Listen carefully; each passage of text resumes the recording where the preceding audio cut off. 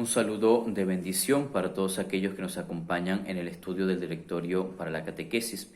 En esta primera parte trataremos sobre Jesucristo como revelador y revelación del Padre desde los numerales 11 hasta el 16. Todo lo que la Iglesia es, todo lo que la Iglesia hace tiene como fundamento la misma revelación de Dios. Es decir, Dios quiere comunicarse con la humanidad. Dicho en otras palabras, Dios habla al hombre como hombre, utilizando nuestro lenguaje, utilizando nuestra cultura, lo que somos, lo que tenemos. Dios no es un extraño, un advenedizo. Dios siempre busca la manera de crear diálogo con nosotros. Toda la historia del Antiguo Testamento es un hecho patente de un proceso de comunicación. Es decir, Dios siempre ha hablado a la humanidad y lo va a hacer de manera perfecta, nueva y definitiva en la persona del Hijo, tal como lo expresa San Pablo en el capítulo 1 de la carta a los Efesios. Y cuando Jesucristo lo hace, es decir, cuando Jesucristo se encarna, es precisamente dando cumplimiento a una revelación plena y completa para la humanidad. Primeramente a través de su presencia, es decir, Dios se hace uno de nosotros, asume nuestra humanidad y habla como amigo, está en medio de nosotros. Ya su propia presencia cautiva, atrae, cambia, convierte. ¿Por qué? Porque es la presencia de Dios en la tierra. Luego lo va a hacer con sus palabras, con sus hechos, con sus signos, con sus milagros, como manifestación del reino de Dios.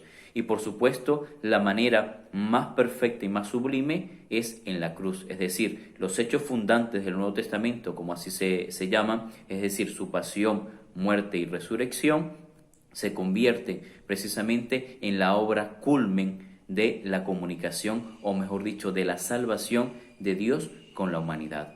Y luego de esto, Jesucristo nos va a enviar el Espíritu Santo como artífice de toda la vida eclesial. Dios entonces se revela personalmente, nos trata como amigos, está en medio de nosotros y se hace uno de nosotros. A partir de aquí es lo fundamental o la base para el anuncio cristiano. El anuncio cristiano que siempre tiene que darse por amor.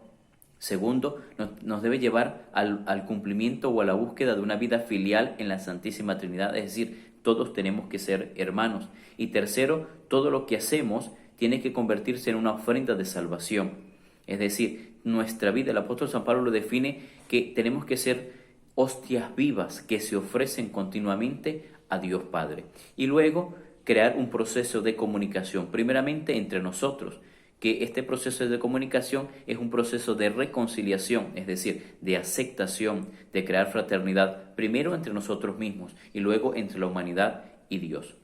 Partiendo de este anuncio cristiano y partiendo del cumplimiento de la obra de salvación en Jesucristo, surge lo que se llama el mandato misionero, es decir, ¿a qué es lo que nos manda Jesús una vez que asciende al cielo? Precisamente nos manda a proclamar la buena noticia, es decir, a proclamar lo que Él ha hecho, a proclamar su presencia en medio de la humanidad, pero también nos invita a ser discípulos.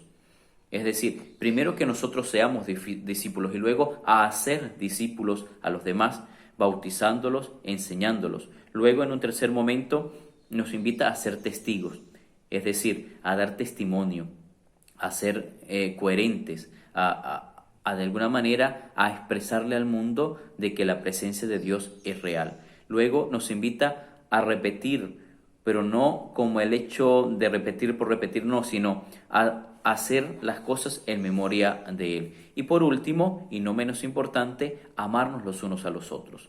Todo el proceso de comunicación es un proceso de amor.